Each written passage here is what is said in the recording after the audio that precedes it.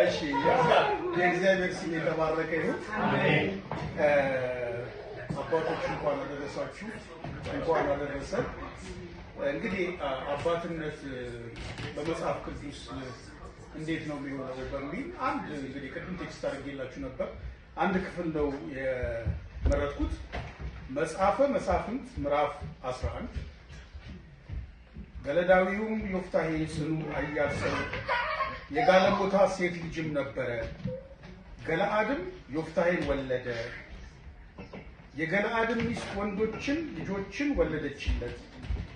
ልጆቿም ባደጉ ጊዜ ዮፍታሔን የልዩ ሴት ልጅ ነህና ከአባታችን ቤት አትወርስም ብለው አሳደዱት።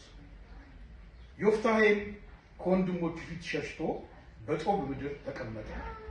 ምናምንቴዎችም ሰዎች ተሰብስበው ዮፍታሔን ተከተሉት ይላል። አጭር ጸሎት አደረግና እቀጥላለሁ። እግዚአብሔር አባታችንና አምላካችን እጅግ አድርገን እናመሰግናለን። ጌታ እግዚአብሔር አምላካችን ሆይ በሕይወታችን ደግሞ ይህንን ቀን ይህችን ደቂቃ እንድናይ መልካም ፈቃዱ ስለሆነ ስሙ ብሩክ ይሁን። ጌታ እግዚአብሔር አምላካችን ሆይ ደግሞ ዛሬም አባትነትን የምናከብርበት ቀን ስለሰጠን እናመሰግናለን። ይህንንም ደግሞ የከበረ ነገር ደግሞ አክብረን እንድንይዝ ደግሞ እንድትረዳን እንለምናለን። የተሰጠንንም ደግሞ አምላካችንና አምላካችን ሆይ ዲዩቲ እንድናከናውን ጸጋ እንድታበዛልን ምህረት እንድታደርግልን እንለምናለን። ቀሪ ጊዜያችንን ሁሉ ባርክልን፣ እኔንም ደግሞ እንድትረዳኝ እንለምናለን በጌታ በኢየሱስ ክርስቶስ ስም። እንግዲህ አባት የሚለው ነገር መጀመሪያ ሲታሰብ እግዚአብሔር ነው የሚታሰበው። ምክንያቱም የዓለም ሁሉ የሁላችንም ፈጣሪ እሱ ስለሆነ ማለት ነው። እና መጀመሪያ እንግዲህ ወንድና ሴት አድርጎ ፈጠራቸው ተብሎ በኋላ በስምም አዳም ሔዋን የሚለውን ነገር በሚመጣበት ጊዜ አባት ማለት እግዚአብሔር ማለት ነው። ሪል የሆነ አባት ማለት ነው። ከዛ በተረፈ በመጽሐፍ ቅዱስ ላይ የተለያዩ አባቶች አሉ። ፕራይም ኤግዛምፕል ለምሳሌ አብርሃም አባት ነው እና ልጁ ይስሐቅ በቃል ኪዳን የመጣ በእርጅና የመጣ አብርሃም 100 ዓመቱ ሳራ 90 ዓመቷ በሚሆንበት ጊዜ የመጣ ነው እና አሁን አባት ሆኖ ልጅን መስጠት ለምሳሌ ምዕራፍ 22 ላይ ዘፍጥረት ላይ አብርሃምን እግዚአብሔር ፈተነው ይልና ከኔ በላይ ልጁን ይወዳሉ የሚለውን ነገር ማወቅ ፈለገ እግዚአብሔር እና እኔ በማሳይ ምድር ትሰዋልኛለህ ብሎ ጠየቀው። ግን በማለዳ ተነስቶ ልጁን ይዞ ሄዶ ይሰዋው ነበር እና እንደዚህ አይነት ሳክሪፋይስ ያለው እንግዲህ እኔ አሁን ያው እግዚአብሔር የተመሰገነ ይሁን የሶስት ልጆች አባት ነኝ አይደል? እና እግዚአብሔር አሁን መጥቶ ቃሉን ራሱ ማለት ይከብደኛል። አንዱን ልጅ ሰዋልኝ ቢለኝ ምንድን አይነት መልስ ነው የምመልሰው? ጥያቄ አንዳንዴ ሁሌ ስንሰማው ታሪኩ ስለተደጋገመ እጅስ ላይ ተረት ከዕለታት አንድ ቀን በቃ ምናምን ነገር ግን እስቲ ወደኛ እናምጣውና ልጅህን ሰዋልኝ ብንባል ምን አይነት መልስ ነው የምንሰጠው? በጣም አብርሃም እንግዲህ የእግዚአብሔር ወዳጅና የእምነት አባት የተባለበት ምክንያት በዚህ ምክንያት እና የተለያዩ አባቶች አሉ። አሁን ከዛ ቀጥሎ ይስሐቅ አለ። ከይስሐቅ ቀጥሎ ደግሞ ያዕቆብ አለ። የ12 ልጆች አባት ከአራት ሴቶች የወለዳቸው ማለት ነው። እና የዮሴፍ ታሪክም አለ እና አባትነት ማለት ትልቅ የከበረ ነገር ነው። አሁን እዚህ ጋር የምነግራችሁ ታሪክ ከዚህ በፊት ይሄን ነገር ተናግሬው ነበር። ዮፍታሔ ስለሚባል ሰውዬ ዮፍታሔ ገለዳዊ ነው ማለት መሬት ነው። አንድ መሬት እንግዲህ ኢትዮጵያዊ ወይም ደግሞ ኢትዮጵያዊ እንኳን ሳይሆን ለምሳሌ ጉራጌ፣ አማራ እንደሚባለው ገለዳዊ ዮፍታሔ ጽኑ ኃያል ሰው የጋለሞታ ሴት ልጅ ነበረ። ገለዓድም ዮፍታሔን ወለደ። እንግዲህ ከተለየች ሴት ስለተወለደች እነሱ ከኛ ጋር አትወስም። የገለዓድ ሚስት ወንዶች ልጆችን ወለደችለት። ልጆቿን ባደጉ ጊዜ ያው ታላቃቸው እኮ ነው ዮፍታሔን የልዩ ሴት ልጅ ነህና ከአባታችን ቤት አትወስም ብለው አሳደዱት። ታናሽ መሆን በጣም አደገኛ ነገር ነው እንግዲህ በዓለም ላይ ማለት ነው። ታናሽ መሆን ማለት ለምሳሌ ዮሴፍ ታናሽ ነው፣ 11ኛ ልጅ ነው። ዳዊት የመጨረሻ ልጅ ነው። እንደዚህ መሆን መናቅ ነው። ግን ይሄ ሰውዬ ታላቅም ሆኖ ከሌላ ሴት ልጅ ስለተወለደ ነው። ከሌላ ሴት ልጅ ስለተወለደ ነው። አንዳንዴ ከፍተኛ የሆነ መገፋት ወይም ከፍተኛ የሆነ ሞራል የሚመጣላችሁ ቅርባችሁ ካሉ ሰዎች፣ ቅርባችሁ ያሉ ወንድምና እህቶቻችሁ ከፍተኛ ሆነ ሞራል ሊሰጧችሁ ይችላሉ። የዛን ያለም ደግሞ ሊጎትታችሁና ሊጠላችሁ ይችላሉ። እዚህ ጋር ሂዳሉት። እሱም ግን ኃያልና ጽኑ ነበር። አስታውሱ፣ ዮፍታሔም ከወንድሞቹ ፊት ሸሽቶ ፈራቸው፣ ሊገሉት ይችላሉ። አለበለዚያ ፐርሴኩሽን በጣም ሊያበዙበት ነው። በጦም ምድር ከሀገሩ ወጥቶ በጦም ምድር ተቀመጠ። ምናልባት የእናቱ ሀገር ሊሆን ይችላል። ምናምንቴ ሰዎችን ተሰብስቦ ዮፍታሔን ተከተሉታል። ቢኮዝ ዚስ ጋይ እግዚአብሔር ያየው ሰው ስለሆነ ፓወር አለው፣ አለቃ ነው ማለት ነው። ግን በዛን ወቅት እስራኤላውያን ከፍተኛ ጭንቅ ላይ ነበሩ። በዚያም ወራት በኋላ የአሞን ልጆች ከእስራኤል ልጆች ጋር ይዋጉ ነበረ። የአሞን ልጆች ከእስራኤል ጋር በተዋጉ ጊዜ አሁን እነሱ እንደማያሸንፏቸው አወቁ። ስለዚህ ማንኛውም ኔሽን መሪ ያስፈልገው። አሁን እነሱ ከኛ መካከል አለቃ ሊሆን የሚችል ማን ነው ሲሉ ነው በጊዜ። ስለዚህ ምን አደረጉ? በተዋጉ ጊዜ የገለዓድ ሽማግሌዎች ዮፍታሔን ከጦም ምድር ለማምጣት ሄዱ። ያኔ ሲክ አደረጉት በሚቸገሩበት ጊዜ ማለት ነው። ዮፍታሔን ና ከአሞን ልጆች ጋር እንድንዋጋ አለቃችን ሁን አሉት። እሺ፣ እሱ ምን አለ? ዮፍታሔ የገለዓድን ሽማግሌዎች የጠላችሁኝ ከአባቴም ቤት ያሳደዳችሁኝ ከእናንተ አይደላችሁምን? አሁን እኔ በጨነቃችሁ ጊዜ ለምን ወደ እኔ መጣችሁ አላቸው። ይዝራችሁ የገለዓድን ሽማግሌዎች ዮፍታሔን ከእኛ ጋር እንድትወጣ ከአሞን ልጆች ጋር እንድትዋጋ፣ ስለዚህ አሁን ወደ አንተ ተመልሰን መጣን። በገለዓድም ሰዎች ሁሉ ላይ አለቃችን ትሆናለህ አሉት። ካን ቢካም አወር ሊደር አሉት ማለት ነው። እሱ ከዛ በኋላ ይህን ታሪኩን ለማሳጠር ያህል እውነት አለቃችሁ ሆናለሁ ሲላቸው አሁኑ ቃል ገቡለት። ኦኬ አለና መጣ። ከመጣ በኋላ ወዲያውኑ ወደ ጦርነት አይደለም የገባው። ይህ ሰውዬ በጣም ጽኑ ኃያል ሰው ነው። እንደገና ደግሞ ጥበበኛ ሰው ነው። መደራደር ጀመረ። አሞን ከሚባለው ሰውዬ ጋር ምን አድርጊ ነው መሬት የምትወስድብኝ? ለምን አትተወኝም ማለት አይ ያኔ ሂስ ቶኪንግ አባውት የ300 ዓመት ታሪክ ነው።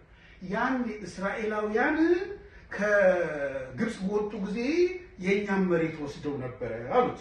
አይ አናሳልፍም ስትለን ጊዜ አባተ ማለት ነው እንግዲህ አናሳልፍም ስትለን ጊዜ በጦርነት ወጋንና ያንን ምድር ያዝን።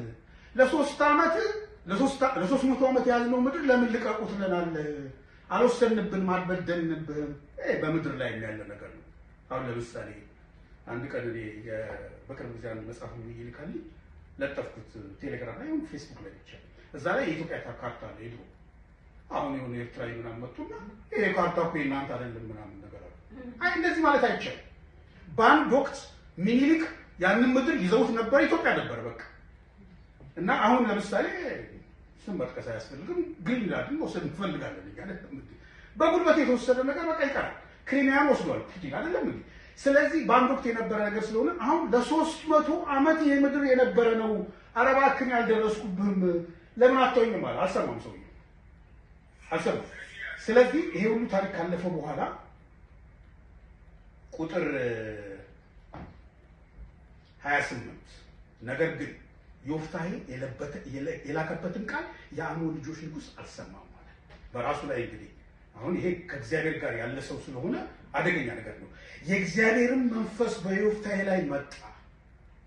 እርሱም ገለዓድንና ምናሴን አለፈ። ምድር ነው እንግዲህ በገለዓድ ያለውን ምጽጳን አለፈ። ከምጽጳም ወደ አሞን ልጆች አለፈ።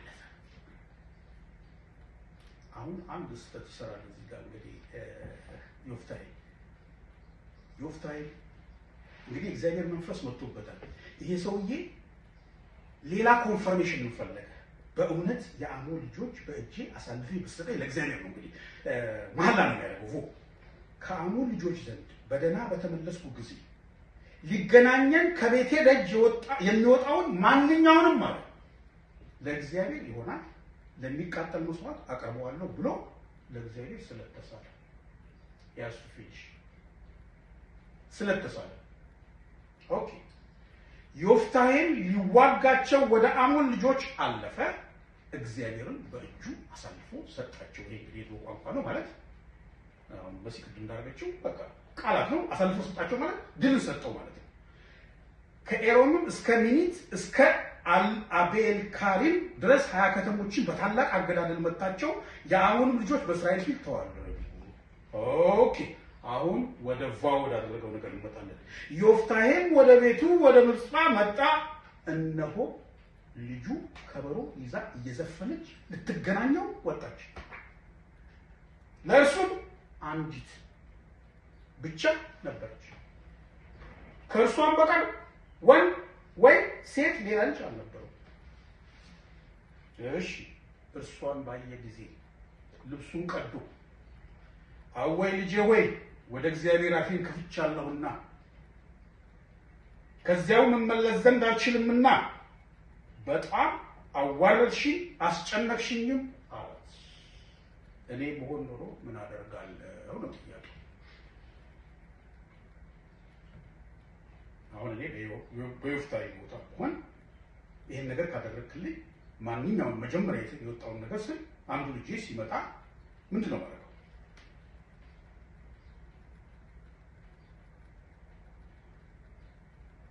ዓለም በእርሱ እንዲድን እንጂ የሚል ቃል አለ ዮሐንስ ወንጌል ምዕራፍ 3 ላይ። ዓለም በእርሱ እንዲድን እንጂ እንዲጠፋ ሳይሆን እግዚአብሔር አንድያ ልጁን እስኪወድ ድረስ ዓለሙን ሰጥቶታል። እግዚአብሔር ለእኛ የሰጠን እንግዲህ አንድ ልጅ ነው ያለው። እግዚአብሔር አንድ ልጅ ነው ያለው እና በእርሱ እንድንድን በሰው በጣም ይከብዳል። በሰው በጣም ይከብዳል። እንግዲህ አሁን ይሄ ሰውዬ ልጁን ለእግዚአብሔር መስዋዕት አድርጎ ሊሰጥ የእግዚአብሔርን ፍቅር እንድታዩ ነው የምፈልገው። ታሪኩ እንድታዝኑበት ምናምን ሳይሆን እኔ ብሆን ምን አደርጋለሁ? ይሄ ሰውዬ ምን ያደርግ? እሺ እርሷም አለች እቺ አሁን ሰሚሲቭ ልክ እንደ ኢየሱስ ክርስቶስ ሰሚሲቭ ነች እንዴ ምን ተብሎ ልትል ትችል ነበር። ግን አባቴ ወይ አፍህን ለእግዚአብሔር ከከፈትክ እግዚአብሔር በጠላቶች በአሞን ልጅ ላይ ተበቅሎልሃልና በአፍህ እንደተናገርክ አርግብኝ አለችው። ሰሚት ደርሰፍ ማለት ነው። እርግጥ ብዙ ፊሎሶፋይዝ ማድረግ እንችላለን። ለምሳሌ የአሞን ልጆች ቢያሸንፉት ኖሮ ዞሮ ቤተሰቡን ያጠፉ ነበር። በመጀመሪያ እንዲሁም ያቃጥሉት መጀመሪያ ነገር የሚያበላሹት ያንን ቤተሰብ ነበር። ግን እሷ ሰሚሲቭ ሆነችን አርግብኝ አለች። አባቷንም አሁን ሌላ ሪኩዌስት አመጣች። ይህ ነገር ይደረግልኝ ዘንድ ሄጄ በተራሮች ላይ እንድወጣና እንድወርድ ከባልንጀሮቼም ጋር ለድንግልናዬ እንዳለቅስ 2 ወር አሰናብተኝ አለችው። እርሱ ሂጂ አለ። 2 ወርም አሰናበታት። ከባልንጀሮቿም ጋር ሄደች፣ በተራሮቿም ላይ ለድንግልናዋ አለቀሰች። አሁን ይህን ነገር ለመናገር ሪሰርች በማድረግበት ጊዜ አንዳንዶች ምን ብለዋል? ለእድሜ ልኳ መነኩሲት ሆነች ብለው ይደመደሙዋል። ማለት ድንግል ነች፣ በቃ ለእግዚአብሔር ራሷን በቃ መነኩሲት ሆነች ቀረች ነው። ሲያልቅ ግን ምን ነው ታውቃላችሁ? 2 ወርም ከተፈጸመ በኋላ ወደ አባቷ ተመለሰች፣ እንደተሳለውም ስዕለት አደረገባት ይላል። አቃጠላት ማለት ነው። እንደተሳለው ስዕለት አደረገባት። እርሷም ወንድ አላወቀችም ነበር። የእስራኤል ሴቶች ልጆች በአመቱ እየሄዱ የገለዳውያኑን የዮፍታሔን ልጅ በአመት 4 ቀን ሙሾ እንዲያወጡ በእስራኤል ዘንድ ልማድ ሆነ ማለት ይዘጋል ማለት ነው። ብዙ ፊሎሶፋይዝ ማድረግ ይቻላል። እግዚአብሔር የሰውን መስዋዕት ይቀበላል ወይ አይቀበልም ወይ ኤክሴትራ። ግን ይሄ ታሪክ በቃ ሆኗል።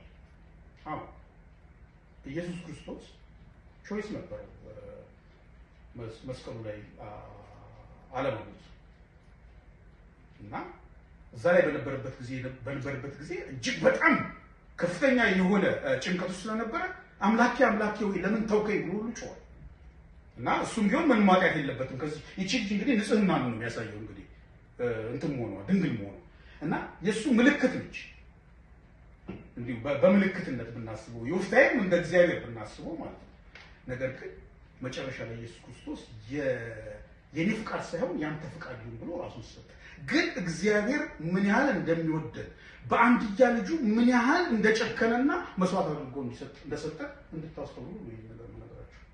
ይሄ ታሪክ የመጣው ማለት ነው እና ፐርሰናላይዝ በሚደረግበት ጊዜ ኢት ኢዝ ቬሪ በጣም የሚያምነው ልጅን የፈለገ መስዋዕት ምንድነው መሐላ ብገባ የፈለገ ነገር እምነት ቢኖረኝ ልጄን ወስጃ ለእግዚአብሔር አቃጥላለሁ ብያለሁ። እኔ መናገር አልችልም። እዚህ ጋር ጉራይን መዛው በጣም ከባድ እና እግዚአብሔር ያደረገልን ነገር እናስበው።